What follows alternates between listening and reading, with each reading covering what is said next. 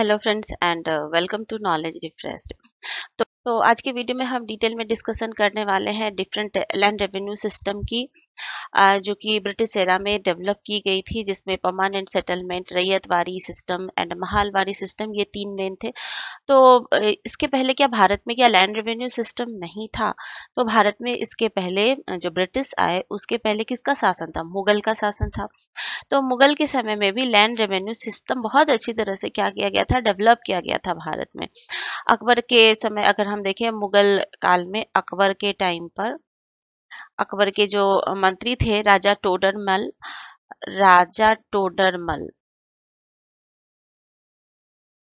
इन्होंने पूरे लैंड का क्या कराया था? लैंड का सर्वे कराया हुआ था। पूरे लैंड का सर्वे कराया था। और अकबर के समय में 10 साला सिस्टम डेवलप की गई थी। 10 साला सिस्टम डेवलप की गई थी अकबर के समय में। 10 साला सिस्टम डेवलप की गई थी। और वही हम औरंगजेब की अगर बात करें, तो औरंगजेब के टाइम पर नस्क प्रणाली डेवलप की गई थी। तो इसमें मुगल काल में क्या था कि जो टैक्स लिया जाता था, लैंड रेवेन्यू लिया जाता था कल्टीवेटर से उनकी जो टोटल उपज है उसका 1/3 पार्ट लैंड रेवेन्यू के रूप में उनसे ले लिया जाता था। और ये जो टैक्स होता था, वो कैश में भी दिया जा सकता था, एज ए कैश भी ले सकते थे, या फिर काइंड के रूप में भी लिया जा सकता था। तो इस तरह व्यवस्था की गई थी मुगल काल में। और आपको पता होगा 1764 में एक फेमस वॉर हुआ था। कौन सा वॉर हुआ था?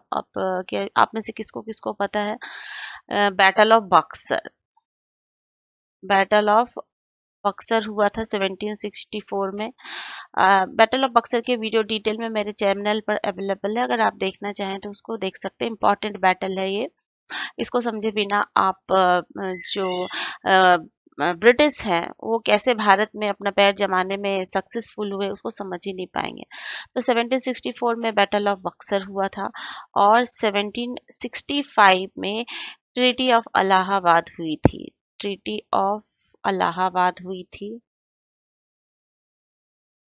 ट्रीटी ऑफ इलाहाबाद में दो ट्रीटी हुई थी। पहली जो ट्रीटी हुई थी अवध के नवाब शुजाउद्दौला के साथ की गई थी। और सेकंड जो ट्रीटी हुई थी, सेकंड ट्रीटी ऑफ इलाहाबाद, वो मुगल एम्परर शाह आलम सेकंड के साथ की गई थी। तो जब ट्रीटी ऑफ इलाहाबाद हुई तो उसमें क्या प्रोविजन हुआ कि बिहार, बंगाल एंड उड़ीसा, बिहार, बंगाल एंड उड़ीसा, उड़ीसा की राइट दीवानी राइट किसको मिल गए? ईस्ट इंडिया कंपनी को मिल गए।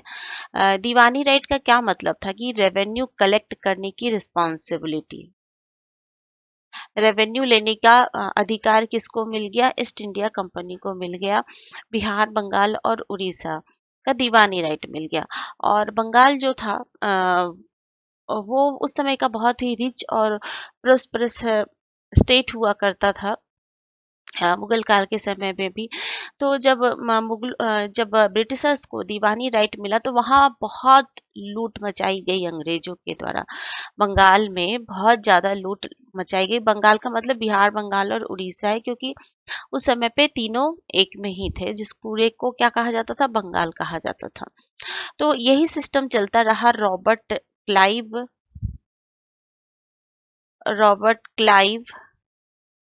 And Warren Hastings.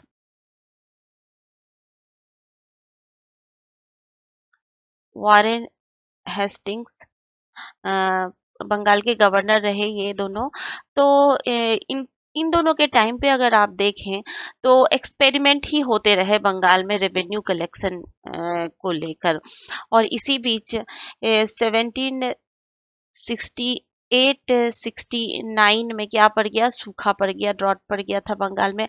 और 1770 में ग्रेट फेमाइन ऑफ बंगाल आया। ग्रेट फेमाइन आया बंगाल में।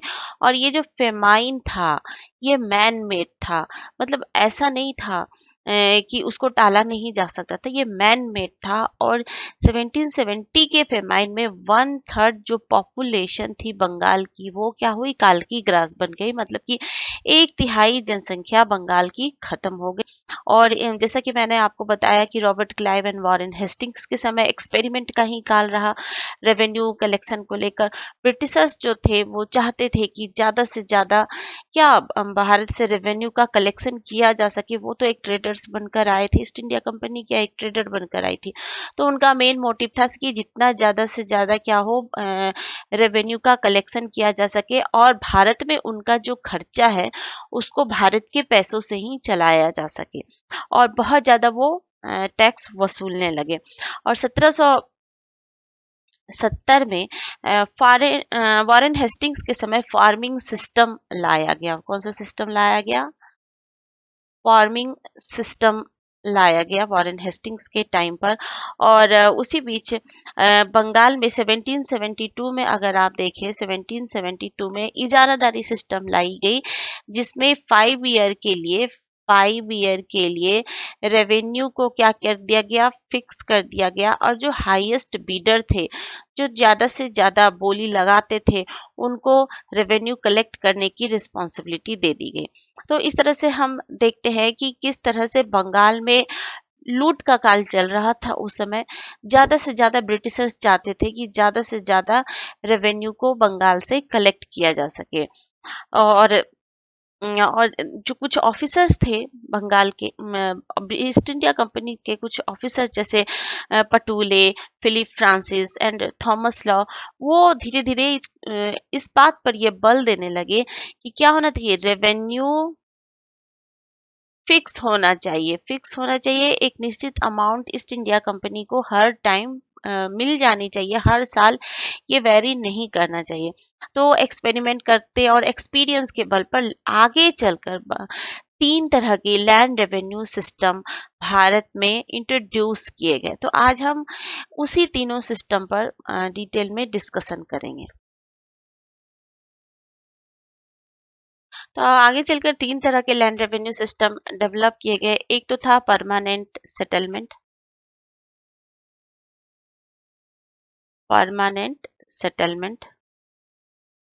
सेकंड था रैयतवारी सिस्टम।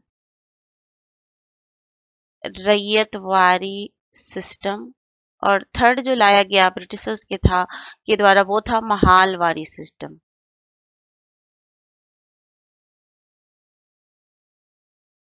तो अब हम सबसे पहले बात करते हैं परमानेंट सेटलमेंट की। परमानेंट सेटलमेंट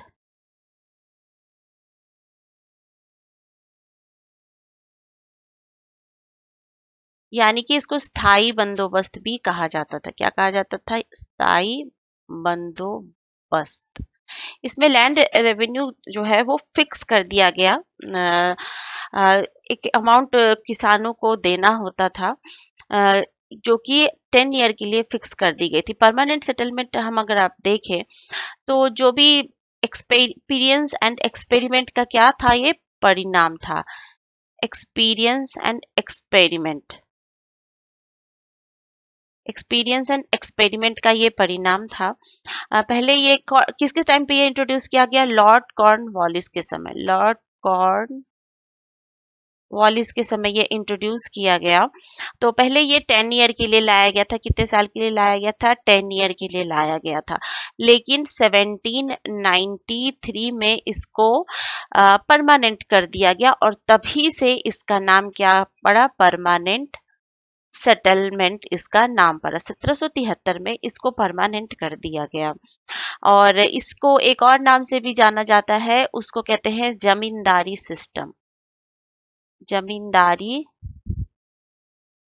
सिस्टम के नाम से भी जाना जाता है। इसमें जो भी लैंड थे, लैंड का जो ओनर है वो किसको बना दिया गया? जमींदार को बना दिया गया। यानी कि जो जमीन थी उसका मालिक कौन हो गया? जमींदार हो गया। इसके पहले जितनी भी जमीनें हुआ करती थी वो किसकी हुआ करती थी? वो स्टेट की हुआ करती थी, राज्य की हुआ करती थी मुगल काल के समय। और जो किसान थे वो खेती करते थे और जो भी उपज थी उसका 1/3 मुगल साम्राज्य को दिया जाता था। लेकिन जब परमानेंट सेटलमेंट लाया गया तो जमींदार को क्या कहा गया कि वो लैंड के ओनर है। जमींदारी सिस्टम में जमींदार को लैंड ओनर बना दिया गया। और जो भी एरिया थे या एक या दो गांव की जमींदारी अगर किसी जमींदार को दी गई तो वहां के इंटरनल मैटर का डिसीजन लेने के लिए जमींदार क्या थे? फ्री थे। इंटरनल मैटर का डिसीजन जमींदार लेने के लिए फ्री थे। और जमींदारी सिस्टम में क्या किया गया कि जो भी पैदावार होती थी, जो भी फसल होती थी, उसका 10/11% पार्ट जो भी कलेक्शन होता था जमींदार का, उसको 10/11% भाग ईस्ट इंडिया कंपनी को देना होता था और 1/11% भाग जमींदार अपने पास रख सकते थे। यानी कि 89%, अगर आप इस तरह देखें तो 89% पार्ट ईस्ट इंडिया कंपनी को जो रेवेन्यू कलेक्ट हुआ उसका देना होता था और 11% पार्ट जमींदार अपने पास रख सकते थे। ऐसा जमींदारी सिस्टम में लाया गया। और ये कहाँ कहाँ पे लाया गया? ये लाया गया वेस्ट बंगाल, वेस्ट बंगाल, बिहार, उड़ीसा, नॉर्दर्न कर्नाटका एंड वाराणसी में। ये सारे जगहों पर जमींदारी सिस्टम इंट्रोड्यूस कराया किया गया था। और साथ ही जमींदारी सिस्टम में एक क्लॉज था सनसेट लॉ का। क्या था वो?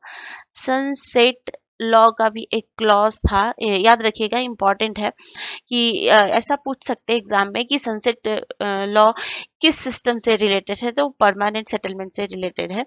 तो इसमें क्या रखा गया, रूल रखा गया कि कोई एक डेट फिक्स कर दी गई। सपोज 1 अप्रैल का डेट फिक्स कर दिया गया तो 1 अप्रैल के सनसेट तक यानी सूर्यास्त तक अगर जमींदार लगान को ईस्ट इंडिया कंपनी को नहीं दे पाते तो उनकी जमींदारी क्या करती थी? नीलाम कर दी जाती थी। और ये जमींदारी सिस्टम में जमींदार जो है वो लैंड के तो ओनर थे ही, लेकिन सनसेट लॉ लाकर जमींदार को भी क्या ईस्ट इंडिया कंपनी के अंडर बांध कर रख दिया गया। यानी कि यदि वो टैक्स नहीं दे पाते तो उनसे जमींदारी छीन ली जाती थी। तो इस तरह से जमींदारी सिस्टम में सनसेट लॉ का क्लॉज भी अंग्रेजों के द्वारा लाया गया था। और जमींदारी सिस्टम में जमीन जो थी वो ट्रांसफरेबल थी। एक एक जमींदार से दूसरे जमींदार को ब्रिटिशर्स दे सकते थे। और साथ ही साथ ये हेरिडिटरी भी थी। अगर जमींदार टाइम टू टाइम अपना लगान देते रहते थे तो उनकी जमींदारी उनके बाद उनके बेटों को, फिर उसके बाद उनके बेटों को ट्रांसफर होती रहती। तो ये सिस्टम था जमींदारी सिस्टम में। लेकिन आगे चलकर जमींदारी सिस्टम में क्या हुआ कि इंटरमीडियरी बहुत सारे आने लगे। जो बड़े जमींदार थे वो गांव में नहीं रहते थे। पहले तो था कि वो गांव में रहते थे, 3 या 4 गांव के वो हेड हुआ करते थे। लेकिन जो जमींदार थे, जो बड़े जमींदार, वो गांव में नहीं रहने लगे और वहां पे अपने आदमी को फिक्स कर देने लगे। इंटरमीडियरी आप जिसको कह सकते हैं कि आप इस गांव से लगान को वसूल करके मुझे दीजिए। तो ये जो इंटरमीडियरी फिक्स किया गया बड़े जमींदार के द्वारा, वो भी अपना प्रॉफिट लेने लगे। और कहीं कहीं पे तो ये भी देखा गया कि ये जो इंटरमीडियरी थे ये भी गांव में नहीं रहते, ये भी बड़े सिटीज में जाके रहने लगे थे और ये भी अपनी जगह पे एक दूसरा इंटरमीडियरी फिक्स कर देते थे कि आप गांव से सारा जो भी रेवेन्यू है कलेक्ट करके आप मुझे दो, उसके बाद ये बड़े जमींदार को देते थे। तो इस तरह से जो इंटरमीडियरी सिस्टम आ गया जमींदारी सिस्टम में, तो जो टैक्स था उसका अमाउंट क्या हुआ? बहुत ज्यादा हाई होने लगा, क्योंकि हर जो इंटरमीडिएट था वो चाहता था कि वो अपना प्रॉफिट ज्यादा से ज्यादा ले सके, तो कहीं कहीं पर 80% तक किसानों से क्या किया जाने लगा, लगान वसूला जाने लगा, रेवेन्यू कलेक्ट किया जाने लगा। तो ये जमींदारी सिस्टम की सबसे बड़े, आप क्या कह सकते हैं कि ड्रॉबैक में से एक आप इसको कह सकते हैं। और जो और जैसा कि मैंने आपको बताया कि सनसेट लॉ भी था जमींदारी सिस्टम में, तो जमींदार भी क्या, जो जमींदार अगर रेवेन्यू कलेक्ट नहीं हुआ, आप कह सकते हैं कि जो एक सूदखोरी का सिस्टम डेवलप हुआ, जमींदार सूद पे पैसे लेकर ब्रिटिशर्स को देने लगे, और वही हाल किसका हुआ, किसानों के साथ भी हुआ। किसान भी सूद पे पैसे लेकर किसको देने लगे, जमींदार को देने लगे। और इस तरह से एक गांव समाज में एक नया वर्ग डेवलप होने लगा, मिडिल मैन का, जो कि पैसे वाले हुआ करते थे, और धीरे धीरे जमीन भी उनके पास जाने लगी अगर उनको ब्याज का पैसा समय पर नहीं मिलता था। तो इस तरह से जमींदारी सिस्टम इंट्रोड्यूस किया गया था, जिसको परमानेंट सेटलमेंट के नाम से भी जाना जाता है। और इसमें किसानों का बहुत ज्यादा क्या होता था, शोषण किया जाता था। और अब हम नेक्स्ट बात करते हैं रैयतवाड़ी सिस्टम की। और रैयतवाड़ी सिस्टम की अगर हम बात करें तो ये सेकंड है रैयतवाड़ी सिस्टम। रैयतवाड़ी सिस्टम ये थॉमस मुनरो एंड रीड के द्वारा इंट्रोड्यूस किया गया था 1820 में। 1820 में थॉमस मुनरो और रीड के द्वारा ये इंट्रोड्यूस किया गया था। कहाँ, सबसे पहले इसको 12 महल में लाया गया था। 12 महल डिस्ट्रिक्ट में इसको सबसे पहले लाया गया, और उसके बाद इसको मद्रास के अन्य जिलों में भी लागू किया गया था। और इसको लाया गया था थॉमस मुनरो एंड रीड के द्वारा, जैसा कि मैंने आपको बताया। और इसको धीरे धीरे 12 महल के अलावा अन्य जिलों में भी डेवलप किया गया, मद्रास में, मुंबई में, बॉम्बे प्रेसिडेंसी में, असम में एंड कुर्ग में। ये सब जगहों पे इसको इंट्रोड्यूस किया गया था। तो रैयतवाड़ी सिस्टम में क्या हुआ था कि जो लगान लेने की जो जिम्मेदारी होती थी वो जमींदार की नहीं होती थी, और दक्षिण भारत में जमींदार नाम की कोई चीज हुआ भी नहीं करते थे। तो वहां पर और जमींदारी सिस्टम में बहुत सारी ड्रॉबैक भी देखने को मिले। तो थॉमस मुनरो और रीड ने रैयतवाड़ी सिस्टम को इंट्रोड्यूस किया इसमें, साउथ इंडिया में। इसमें क्या था कि जो रैयत थे, रैयत यानी कि कल्टीवेटर, कल्टीवेटर किसान थे, डायरेक्ट उनसे क्या लिया जाता था, टैक्स लिया जाता था, डायरेक्ट उनसे ही जो है राजस्व की वसूली की जाती थी। और वो कल्टीवेटर डायरेक्ट सरकार को टैक्स दिया करते थे। लेकिन इसमें क्या था, जो टैक्स का जो अमाउंट था, टैक्स का अमाउंट था बहुत ज्यादा हाई रखा गया था, जिससे जो किसान थे वो टैक्स देने में सक्षम नहीं हो पाते थे। और धीरे धीरे वहां पर भी महाजन का डेवलपमेंट होने लगा। महाजन जिसको कि आप कह सकते हैं कि छोटे मोटे बैंकर टाइप के हुआ करते थे, उनसे किसान रैयत जो थे वो इंटरेस्ट पे पैसे लेते, और इंटरेस्ट पे वो पैसे लेते और टैक्स भरने का काम करते थे। और धीरे धीरे जो महाजन हुआ करते थे, अगर उनको इंटरेस्ट का अमाउंट और उनका जो प्रिंसिपल था वो समय पर नहीं मिलता, तो वो पूरे जमीन पर क्या करने लगे, कब्जा करने लगे। तो जिससे धीरे धीरे रैयत यानी कि कल्टीवेटर वो अपने जमीन से हाथ धोने लगे, मतलब वो लैंडलेस हो गए, उनको जमीन उनके पास रहा नहीं। और ये जो महाजन हुआ करते थे, धीरे धीरे इनका गांव में वर्चस्व बढ़ने लगा।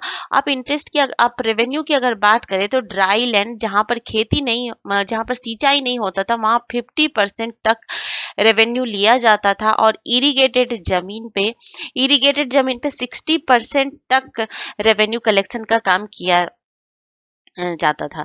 तो इस तरह से हम देखते हैं कि रैयतवाड़ी सिस्टम परमानेंट सेटलमेंट से डिफरेंट था। परमानेंट सेटलमेंट में जिस तरह जमींदार थे रेवेन्यू कलेक्ट करने के लिए, वहीं रैयतवाड़ी सिस्टम में डायरेक्ट जो रैयत थे यानी कि जो कल्टीवेटर थे वो डायरेक्ट किसको देते थे? टैक्स, डायरेक्ट टैक्स देते थे, स्टेट को देते थे। लेकिन यहाँ पर महाजन सिस्टम काफी ज्यादा डेवलप हो गया और जमीन जो अब तक राज्य की हुआ करती थी वो सेल होने लगी, यानी कि जमीन की खरीद बिक्री होने लगी। उसके पहले जो जमीन है वो खरीद बिक्री की चीज नहीं हुआ करती थी, लेकिन अंग्रेजों ने ये जो सिस्टम लेकर आया उससे जमीन खरीद बिक्री होना शुरू हुई। पहले पूरी जमीन राज्य की हुआ करती थी, अब वही जमीन क्या हो गई, एक एक पर्सनल प्रॉपर्टी के रूप में चेंज हो गई थी। और अब हम बात करते हैं तीसरे सिस्टम की, महालवाड़ी सिस्टम की। थर्ड है महालवाड़ी। महालवाड़ी सिस्टम। महालवाड़ी सिस्टम 1822 में रेगुलेशन 7 के द्वारा लाया गया था। किसके द्वारा लाया गया था? एक रेगुलेशन 7 के द्वारा इसको कानूनी रूप दिया गया था। इसमें जो लैंड रेवेन्यू है वो पूरे गांव से वसूला जाता था। पूरे गांव, जिसको क्या कहा जाता था? महाल कहा जाता था। पूरे गांव से वसूलने की जिम्मेदारी किसकी होती थी? गांव के प्रधान की या फिर मुखिया की जिम्मेदारी होती थी कि पूरे गांव से लगान को वसूला जाए। और पूरे गांव को एक यूनिट में चेंज कर दिया गया था। पूरा गांव क्या कहलाता था? एक यूनिट कहलाता था, एक महाल कहा जाता था। और जो भी कल्टीवेटर्स हैं, किसान हैं, वो अपना अपना टैक्स किसको देते थे? गांव के प्रधान को या फिर मुखिया को दिया करते थे, देते थे। और जो प्रधान या मुखिया होते थे वो उस टैक्स को किसको देते थे? ब्रिटिशर्स को दिया करते थे। तो इस तरह से ये सिस्टम यहाँ लागू किया गया था। 1830 तक ये जो सिस्टम था, महालवाड़ी सिस्टम, उसकी जो डेवलपमेंट थी वो काफी स्लो थी, धीरे थी। और ये सिस्टम कहाँ कहाँ पर लागू किया गया था इसको भी हम अब थोड़ा सा देख लेते हैं। तो महालवाड़ी सिस्टम लागू किया गया था यूपी, एमपी एंड पंजाब के एरिया में। पंजाब के एरिया में ये लागू किया गया था। हॉल्ट मैकेंजी,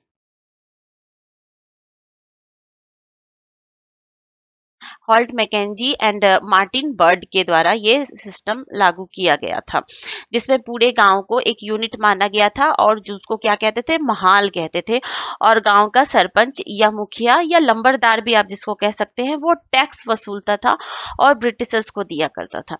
तो इस तरह से 1830 तक इसकी डेवलपमेंट काफी स्लो थी। लेकिन जब 1833 में लॉर्ड विलियम बेंटिक थे, तो उन्होंने जो रेगुलेशन 7 था, रेगुलेशन 7 में कुछ चेंजेज किया, चेंजेज लाया। और फिर ये आगरा, आगरा एंड अवध, ये सारे एरिया में ये क्या हो गया? काफी लोकप्रिय हो गया था। और इसमें अलग अलग प्रकार के लिए अलग अलग टैक्स का सिस्टम लागू किया गया था। और इसमें पहली बार टैक्स के लिए मैप का यूज किया गया था और जो पंजी थे, खाता बही थे, उसका यूज किया गया था महालवाड़ी सिस्टम में। और लेकिन इसमें भी जो टैक्स का अमाउंट था वो काफी ज्यादा था। करीब 90% तक इसमें टैक्स वसूल लिया जाता था। और जो ब्रिटिश भारत थी उसका टोटल 30% पार्ट में क्या हुआ था? महालवाड़ी सिस्टम लागू किया गया था। तो ये मैंने आपको थोड़ा थोड़ा बता दिया सारे जो भी सिस्टम थे ब्रिटिशर्स के समय, उसके बारे में। ज्यादा नहीं आता एग्जाम में, इससे बाहर कुछ नहीं आता। जैसे ज्यादा से ज्यादा ये पूछते हैं कि किस रेगुलेशन के अंतर्गत महालवाड़ी सिस्टम लाया गया था, किसने इंट्रोड्यूस किया था, भारत के किन किन एरिया में ये लाया गया था। तो अब हम तीनों को एक बार कंपेयर कर लेते हैं जिससे आपको समझने में आसानी होगी। एक बार हम क्विक रिवीजन कर लेते हैं। परमानेंट सेटलमेंट की अगर हम बात करें तो ये कब लाया गया था? 1793 में लाया गया था, कॉर्नवालिस के समय। कॉर्नवालिस के समय लाया गया था। कहाँ कहाँ पर? Bengal, Bengal, Bihar, Orissa, northern Karnataka and Varanasi. ये सारी एरिया में लाया गया था। और टैक्स वसूल करने की रिस्पॉन्सिबिलिटी किसकी होती थी? जमींदार की होती थी। इसको जमींदारी सिस्टम के नाम से भी जाना जाता है। और जो जितना ब्रिटिश इंडिया था उसकी 19% लैंड पर ये लागू किया गया था। अब हम सेकेंड बात करते हैं रैयतवाड़ी सिस्टम। ये किसके द्वारा इंट्रोड्यूस किया गया था? थॉमस मुनरो एंड रीड के द्वारा ये लागू किया गया था। कब? 1820 में। सबसे पहले बारामहल डिस्ट्रिक्ट में लागू किया गया था, फिर धीरे धीरे मद्रास के अन्य जिलों में भी लागू किया गया। ये बॉम्बे, मद्रास, दक्षिण भारत में इसको लागू किया गया था। मद्रास, असम, कुर्ग, ये सब जगहों पर इसको लागू किया गया था। इसमें टैक्स देने की रिस्पॉन्सिबिलिटी किसकी होती थी? रैयत की होती थी सीधे। रैयत यानी कि कल्टीवेटर की रिस्पॉन्सिबिलिटी होती थी टैक्स को देने की। वो सीधे सरकार को टैक्स देते थे। और जितना लैंड है ब्रिटिश इंडिया के 51% पार्ट पर रैयतवाड़ी सिस्टम को लागू किया गया था। और अब हम बात करते हैं तीसरे सिस्टम की, महालवाड़ी सिस्टम की, जो कि Holt Mackenzie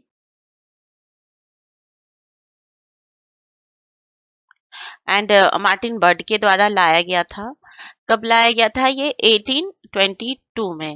UP, MP and Punjab के एरिया में ये लाया गया था। यूपी, एमपी और पंजाब के एरिया में इसको लागू किया गया था। किसके द्वारा? रेगुलेशन 7 के द्वारा इसको एक कानूनी रूप दिया गया था। और जमीन, इसमें टैक्स देने की जिम्मेदारी किसकी होती थी? पूरे गांव से क्या किया जाता था?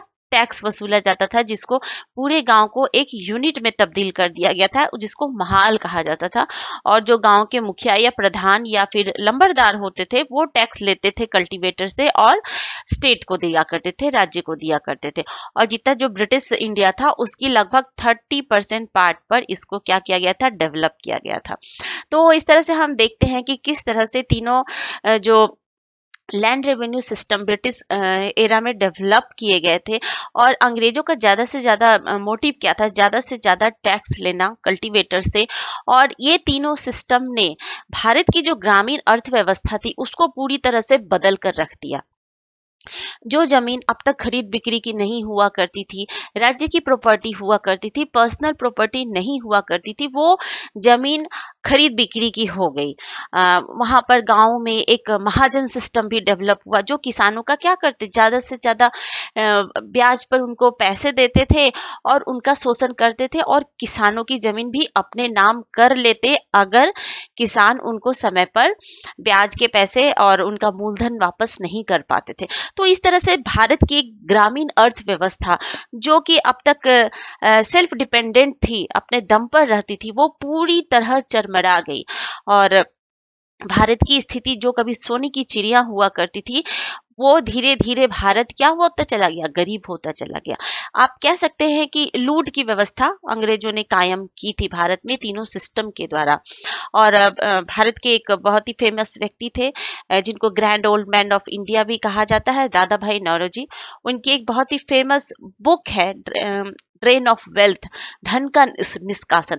उसमें उन्होंने बहुत अच्छी तरीके से क्या किया था? इसको डिटेल में डिस्कशन किया कि किस तरह से भारत से जो धन है उसको सोख कर ब्रिटेन ले जाया जाता है और उसका यूज ब्रिटेन के डेवलपमेंट में किया जाता है, न कि भारत के डेवलपमेंट में।